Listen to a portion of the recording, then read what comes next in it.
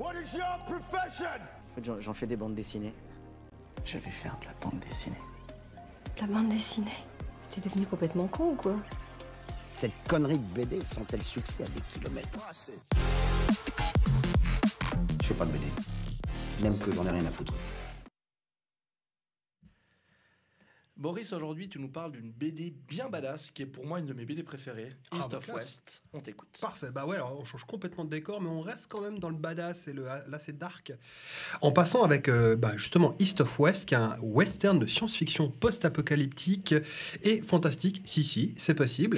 C'est scénarisé par Jonathan Hickman et c'est dessiné par Nick Dragotta. C'est une BD qui est parue entre 2013 et 2019 et qui est disponible chez nous aux éditions Urban Comics. Petit exemple juste derrière moi. Avant que tu nous parles des auteurs, je tiens à dire qu'en préparant, vous pouvez venir nous voir. Vous nous voyez de façon d'image. J'ai mis plein d'images, plein de pochettes. Vous pouvez voir à quel point c'est classe. Nick Dragotta, il protège assez bien son identité. Hein. C'est pas quelqu'un qui aime apparaître. Impossible de mettre la main sur une photo de lui dans un format respectable. Hein. Ouais, effectivement, j'ai eu un petit. C'est fou. Hein, c'est vraiment. Juste, du coup, je rebondis. En tant qu'auteur, toi, Frédéric Jacot, là, c'est assez cool. On trouve de belles photos. Tu cultives un peu un mystère derrière ou tu t'en fous de ça? Non, je m'en fous. T'en fous. Bon, t'es beau gosse, ça aide. Oui, c'est ça. Allez, parle-nous des auteurs. Ouais. Alors, Nick Dragotta, je sais pas très bien s'il est beau gosse, mais en tout cas, c'est un dessinateur américain. Pas de images que j'ai vues, en tout cas. Ouais. C'est peut-être pour ça. C'est un dessinateur américain qui est né en 1978. C'est un dessinateur qui a la carrière déjà bien remplie parce qu'il a travaillé sur de nombreuses productions, notamment super-héroïques, comme par exemple les X-Men, Captain America ou Spider-Man. C'est un dessinateur qui est solide et qui vient d'ailleurs de terminer une nouvelle mini-série qui s'appelle Ghost Cage, qui n'a pas encore été traduite chez nous. Jonathan Hickman, quant à lui, c'est un des scénaristes phares de l'industrie du comic book. Alors, c'est un Américain, lui aussi. Hein, il est né en 1972 et je ne cite que quelques-unes de ses œuvres sur lesquelles il a travaillé, tant elles sont nombreuses. Alors, on peut citer les Avengers, les 4 Fantastiques, X-Men. Ouais, gros palmarès. Ouais, non, ça va, quoi. Et puis, pour les X-Men, il a notamment fait la très célèbre mini-série House of X, qui est une des mini-séries très importantes. House of X, comme ça, hors contexte, c'est... Hein ça pourrait être un spin-off. Ouais, ça pourrait être un spin-off de ton bouquin. Ouais, ça aurait pu. Hein. Avec des super pouvoirs, ça pourrait être assez pas mal, mais regardez plutôt la série The Boys pour ça. D'accord. Il a aussi fait d'ailleurs travailler sur Iron Man. Mais Hickman, c'est également un créateur de séries originales, comme par exemple Manhattan Project. C'est une série complètement déjantée et très malsaine, mais absolument géniale, sur le fameux projet Manhattan qui avait conduit à la création d'une bombe atomique. J'avais fait une chronique dessus il y a quelques temps. On vous mettra le lien en vidéo ultérieurement sur la vidéo YouTube. Bref, en tout cas, vous l'aurez compris, entre Dragotta et Hickman, East of West, c'est vraiment de la BD top niveau qui va être chroniquée aujourd'hui. Et de quoi ça parle? Alors, la guerre civile américaine n'a pas pris fin. Dans cette uchronie, donc une divergence dans l'histoire, une comète s'écrase au Kansas au début du XXe siècle. Immédiatement, des prophètes se lèvent et annoncent qu'il s'agit du premier signe de l'apocalypse. Une trêve est signée autour du site de l'impact de la comète dans cette Amérique du Nord des États désunis, séparée entre 6 nations. Alors, on a l'Union et la Confédération, hein, les classiques de la guerre de sécession. On a également le Royaume de la Nouvelle-Orléans, dirigé uniquement par des Noirs. La Nation infinie des natifs, pareil, mais pour les natifs américains. Les Indiens. La République du Texas. Et enfin, la République populaire américaine, qui, elle, est composée uniquement de descendants chinois. Chacune de ces nations cherche à prendre l'ascendant sur les autres, chacune avec son histoire, parfois son ethnicité, son système politique et ses intérêts. Bref, on est dans une espèce de Game of Thrones de l'Ouest. Saut dans le futur. On va en 2064. La technologie est très avancée, mais l'esthétique générale, elle reste liée au Far West. C'est de la SF de l'Ouest, mais avec supplément... De la SF de l'Ouest. Bah ouais, la SF de l'Ouest. Un joli terme. Hein. Avec supplément fantastique. En effet, les 4 cavaliers de l'Apocalypse viennent de se réincarner sur Terre. Cette fois, les gars, c'est la bonne. L'Apocalypse est lancée, ça va être la fiesta. Mais attendez voir. Mais où donc est passé Mort? Eh ben, en fait, ce dernier, pistolero aussi blanc que la mort, donc voilà, du coup c'est raccord, ça marche. Ce dernier, donc, parcourt l'Ouest en quête de rédemption. Et il est vraiment dessiné en blanc. Hein. Faut vraiment il est vraiment ça qui est complètement vraiment sympa, blanc, c'est sans couleur totale. Il est tombé amoureux d'une mortelle, la fille du dirigeant de la République populaire. Et cette dernière est morte de cet amour. Et mort, c'est pas une entité qu'il faut faire chier. Hein. Surtout quand il apprend que de cette union est né un fils surnommé la bête de l'Apocalypse. Apparemment, une clé indispensable aux cavaliers pour mettre fin au monde.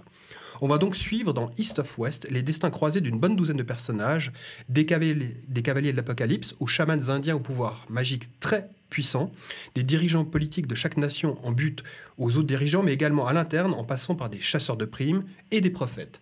Les alliances vont se nouer et se briser, la violence sera omniprésente, les coups tordus seront légion et la mystique de la fin des temps va imprégner ce récit qui prend d'ailleurs un malin plaisir à brouiller les pistes. Mais au fait, est-ce que vous saviez qu'Apocalypse en grec, ça signifie révélation? Alors non, tu me l'apprends aujourd'hui. En tout cas, dans le chat, tu es en train de hyper tout le monde. Magnifique. Pourquoi il faut le lire, Boris? Bon, déjà, le dessin de Dragota, alors je trouve que c'était hyper c'est visible, magnifique, les planches hyper qui passent, stylisé, c'est hyper nerveux, c'est hyper, quoi, en fait. Les gueules, notamment, alors ça, c'est un truc que j'aime beaucoup, moi, dans la bande dessinée, c'est les visages, au cinéma aussi, d'ailleurs. Et les gueules, elles sont vraiment parfaitement caractérisées. Les bouches, elles hurlent, elles se tordent, les yeux se font tour à tour fins ou globuleux, bref. Les expressions des personnages sont aussi claires et appuyées que dans un manga, mais dans une esthétique qui est, elle, complètement américaine. Les scènes d'action, elles sont aussi très nerveuses, elles sont aussi nerveuses qu'une baston de kung-fu western lors des duels, et aussi violentes et une vraie boucherie lors des batailles rangées, on se dirait dans un vrai film de guerre. Bref, en termes d'action, on est vraiment au top du top. Et puis je dirais, pour finir là-dessus, pour moi, c'était une espèce de parfaite hybridation entre une esthétique SF, western et fantastique, avec quelque chose quand même du manga. On parlait de l'influence du manga. Moi j'ai perçu quelque chose de cet ordre-là dedans, mais dans une version très américaine, finalement très intégrée à la culture du comics. Et bon, tout ça, réunir tous ces styles différents, toutes ces influences, c'était clairement pas évident, et c'est clairement réussi en termes de dessin. Puis bon, je parlais du dessin, mais faut parler du scénario de Hickman. C'est diaboliquement créatif. L'hybridation stylistique du dessin est à la mesure de l'hybridation scénaristique. On est vraiment entre la SF, le fantastique et le western, avec à l'intérieur de ces genres du drame, de l'action, de la politique, de la spiritualité et de la romance. Et puis je reviens à mon exemple d'avant, mais je trouve qu'il y a vraiment un petit côté Game of Thrones dans la mixité des tonalités, dans la richesse de ce qui est proposé. On n'est pas du tout sur un récit monolithique avec un mec qui a une arme et qui va se venger avec mort, qui passe 1000 pages à rechercher les tueurs de sa bien-aimée. Non, c'est vraiment très, très vaste et très différent d'une partie à l'autre. On a un découpage du scénario qui est vraiment très fragmenté. On passe très vite parfois d'une intrigue à l'autre et il y a beaucoup d'intrigues différentes. Alors, au début, c'est vrai, c'est un petit peu déstabilisant, mais finalement, c'est assez juste avec ce récit qui se veut choral et pas centré sur un unique personnage ou un groupe de personnages, comme c'est souvent le cas quand même dans le western. On a quand même souvent les 7 samouraïs, les 7 mercenaires, et puis qui avancent là, pas du tout. C'est vraiment beaucoup plus éclaté que ça. Et puis, des badass. Mais il n'y a que des badass. Les personnages sont vraiment tous excellents, et comme je dis, ils sont vraiment tous des badass. Du fourbe au vengeur, de l'amoureux maudit à la politicienne retorse, tous les personnages bénéficient d'une qualité d'écriture qui est une vraie leçon de caractérisation et d'utilisation des personnages. Et surtout, tous les persos ont des raisons vraisemblables et logiques d'agir comme ils le font. Ce qui n'est quand même pas toujours le cas non plus dans les récits un petit peu baston. C'est souvent un peu simpliste. Et puis, mention spéciale à l'amour perdu de Mort, la fille du dirigeant de la République populaire de Chine, de la République populaire américaine. Parce que, je reprends mon petit exemple de Game of Thrones, du Trône de Fer. Là, on est vraiment sur du Daenerys, mais version intelligent et assumant dès le début pleinement la volonté de pouvoir absolu dans une débauche de brutalité totalement dénuée de passion. Ça va trancher chéri. On a un vrai world building, une vraie création d'univers avec East of West. Chaque nation a sa fiche, vraiment une fiche avec ses caractéristiques, son histoire et ses particularités. L'architecture aussi, tu sais tout de suite l'architecture, les vaisseaux, l'économie, la population, le système politique. Vraiment, à chaque fois, tout est décrit et mise en scène. Donc c'est un univers qui est vraiment hyper cohérent. Entre les personnages et l'univers décrit, on a un vrai univers de narration, mais aussi, puisqu'on parle de jeu de rôle, de jeu. Alors, avis aux MJ qui nous écoutent, East of West, c'est quasiment un jeu de rôle déjà tout fait. Petit bémol quand même, tout de même, sur le final, parce que jusqu'à présent, j'étais très dithyrambique. Alors, c'est quelque chose que j'avais déjà relevé sur la série Manhattan Project de Jonathan Hickman, et que je retrouve un petit peu ici. À la fin, elle fait un peu pchit. Okay. C'est dommage, ça. Voilà, ça se dégonfle. Alors, c'est pas que c'est mal fait, c'est très bien fait, mais c'est juste que ça manque de grandiose, d'apothéose. Et puis, pour un récit d'apocalypse, quand il n'y a pas d'apothéose, c'est quand même un tout petit poil décevant. On me demande combien il y a de tomes, juste. Il y en a 3 en version intégrale. Ok. Bon, alors j'ai fait une petite réserve, mais bon, cette petite réserve étant faite, East of West, c'est vraiment une excellente série de bande dessinée. C'est à la fois innovant, classique, détonnant et inattendu. C'est un mix vraiment entre les différents genres, et ce mix, il fonctionne à la perfection. L'univers décrit est hyper cohérent.